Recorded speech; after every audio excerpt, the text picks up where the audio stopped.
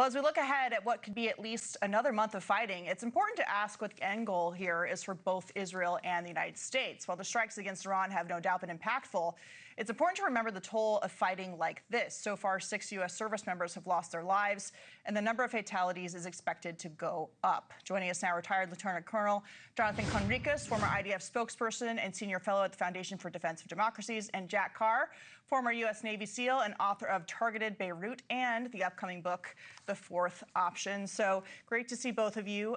Jack, I want to go to you first, get you to set the scene for us. In your book, Targeted Beirut, you talk about Lance Corporal Bobby McNaugh, a Marine who stood guard at the U.S. Embassy in Beirut and gave female employees flowers on their way to work.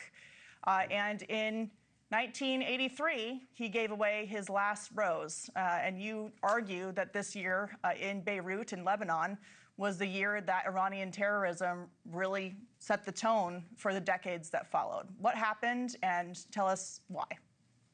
Well, that's April 1983. Our embassies hit. 63 people are killed, including 17 Americans, a lot of those working for the CIA, which will come into something I'm going to mention later about William Francis Buckley, who was later abducted. Then we have a very bloody summer with our Marines there as peacekeepers. And then October 1983, we have the barracks and headquarters bombing there that takes the lives of 241 servicemen. The Marines hadn't lost that many people in a single day since Iwo Jima in World War II.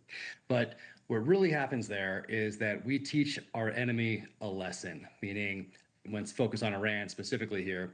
They learned that terrorism works. And even more specifically, they learned that it works very effectively through proxies.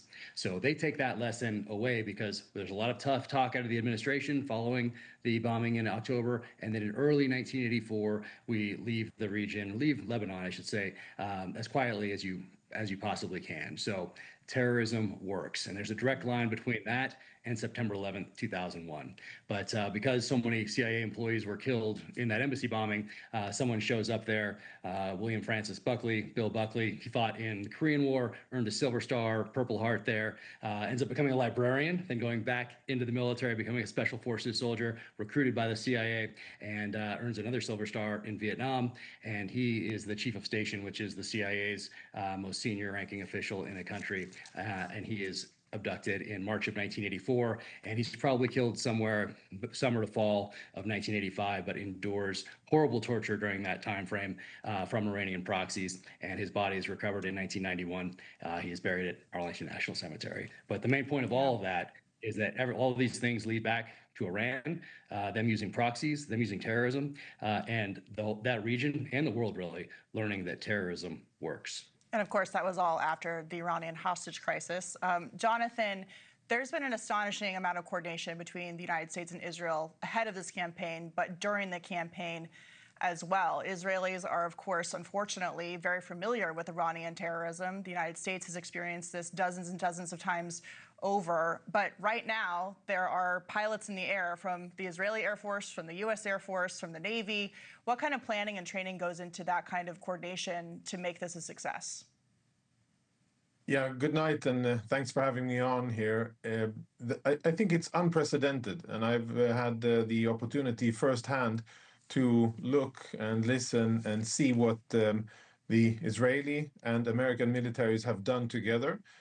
Obviously, it starts with intel, having access to high-level updated intel, and then sharing that intel between the two allies, and then planning together at the highest level, but also at working level, really looking at details and assessing every part of a mission, planning together, rehearsing together, training together, and then eventually executing together and doing it at what I think is the highest possible military level.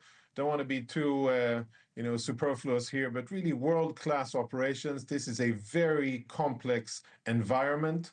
Lots of planes flying from different countries, different directions, lots of objects in the sky, an enemy that is firing ballistic missiles and tries to employ air defense.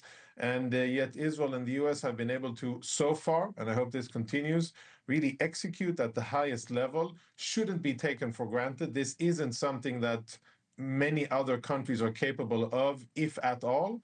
And I, as an Israeli, very grateful for this cooperation. I think it benefits both countries, and I'm extremely proud that we're able to do so. And of course, as always, my condolences to the families of the 6 fallen American service members that unfortunately we've got the news that they've been killed so far, and I hope that no further will be killed.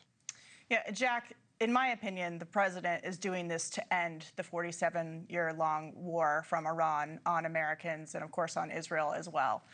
But there is a healthy skepticism about the U.S. getting involved in a war in the Middle East.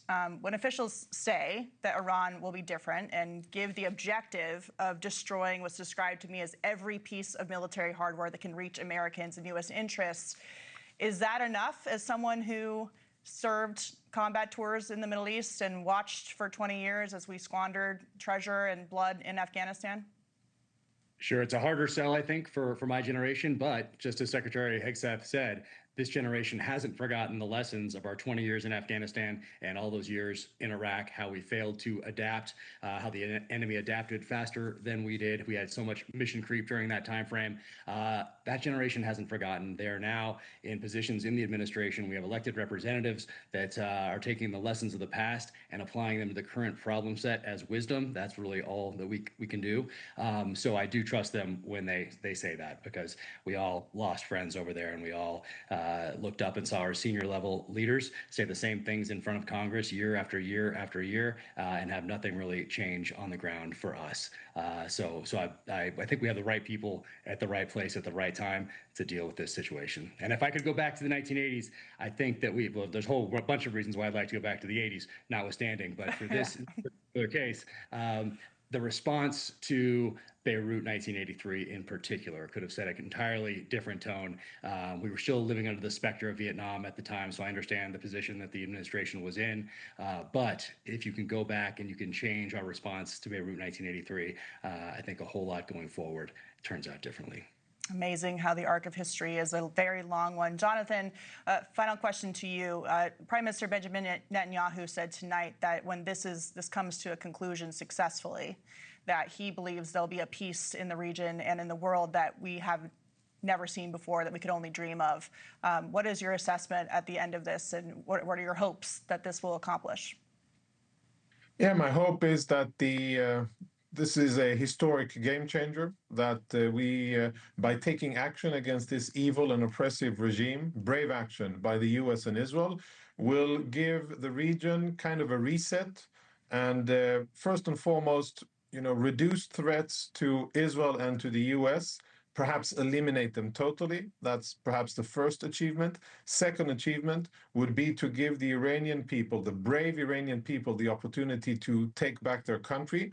To be frank and forthcoming, that isn't going to be easy, and it's going to take a lot of doing and probably sacrifice on behalf of the Iranian people, because this Iranian regime is entrenched, it is oppressive and brutal, and it'll take time to overthrow them. But I think what the US and Israel are doing is giving them a chance. Right. And once that happens, what can happen is almost endless. The positive possibilities are beautiful, they're endless. We could see peace, coexistence, stability, prosperity for Iranians, for Iraqis, Yemenites, Lebanese. I can think of a whole slew of peace accords. We hope the octopus is going to be, the Iranian regime octopus is eliminated, that the terror proxy groups are defunded, that they dry up, and that we can have peace in the region for Israel, the United States, and the rest of the world. Jonathan Conricus and Jack Carr, great to see you both. It's amazing to have both of you on with all of your experience and expertise. Thank you so much. Thank you. Thank you. Thank you for watching. Subscribe below and download our NewsNation app right now on your phone, and you will get fact-based, unbiased news for all Americans.